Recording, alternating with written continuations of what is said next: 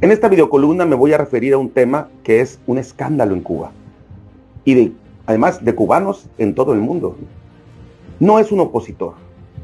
Del que voy a hablar no es un disidente, es un Castro. Es Sandro Castro, el nieto de Fidel Castro.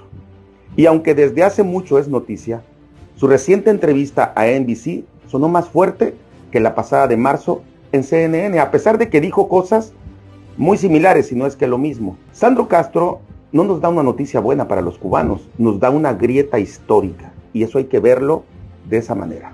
El nieto de Fidel Castro, sí, el heredero simbólico de una de las revoluciones más férreas del siglo XX, aparece una vez más en televisión hablando del libre mercado, de apertura, de menos burocracia, incluso de democracia. Insisto y subrayo, no es un opositor, no es un disidente y no es un exiliado.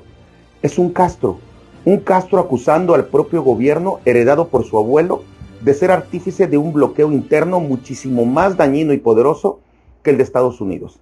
No solo es un cambio de gobierno, sino un cambio de mentalidad, porque aquí tenemos a veces un bloqueo interno mentalmente que nos perjudica muchísimo.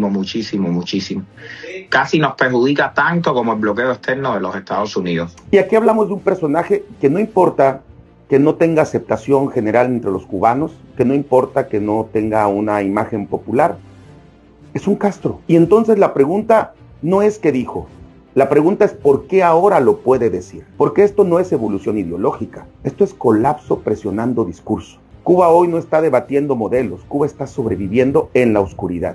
Apagones de más de 72 horas en provincias enteras, y en La Habana más de 20 horas sin electricidad. Un país literalmente apagado, un país detenido, un país asfixiado. Y cuando la realidad asfixia, hasta el discurso más rígido empieza a romperse. Pero aquí viene el punto que dinamita toda la narrativa. El propio Sandro Castro introduce un concepto que en Cuba se ha dicho durante años en voz baja, en barrios, en provincias, en la calle: el bloqueo interno. Sí, no el embargo de Estados Unidos, no el enemigo externo, no el imperialismo yanqui, el bloqueo interno.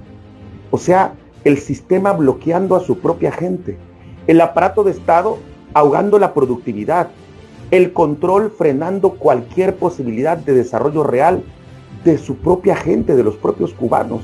Y esto no lo está diciendo un opositor, lo está diciendo un Castro, Sandro Castro. No solo es un cambio de gobierno, sino un cambio de mentalidad, porque aquí tenemos a veces un bloqueo interno mentalmente que nos perjudica muchísimo. Casi nos perjudica tanto como el bloqueo externo de los Estados Unidos. Eso rompe décadas de relato oficial, eso fractura el discurso histórico del régimen, porque si el problema es interno, entonces el responsable también lo es. Pero mientras se habla de apertura, la realidad ejecuta lo contrario. Esta misma semana, en pleno siglo XXI, cubanos fueron arrestados en La Habana y deportados a sus provincias de origen. Sí, deportados, dentro de su propio país, como si Cuba fuera un mapa de zonas prohibidas, como si moverte dentro de tu propia nación fuera un privilegio y no un derecho. No pueden salir libremente de Cuba y ahora tampoco pueden moverse libremente dentro de ella. Esto ya había acontecido en épocas pasadas, pero eran otros tiempos. Que acontezca ahora y con la circunstancia actual, eso sí es grave. Y podemos decir con justa razón que eso no es ideología, eso es control total del ciudadano. Entonces, ¿de qué apertura habla el régimen de Cuba? ¿De una transformación real o de una maniobra desesperada para evitar el colapso? Porque aquí está la verdad que incomoda.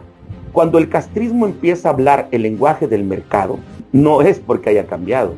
Cuando el castrismo empieza a hablar con este léxico en donde acusa al gobierno de un bloqueo interno, es porque ya no puede sostener lo que construyó. Esto no es una transición democrática, es algo más crudo, más profundo, más irreversible. Es el sistema reconociendo desde su propio linaje que se quedó sin argumentos. Sí debe haber un cambio en la mentalidad y en el sistema de gobierno.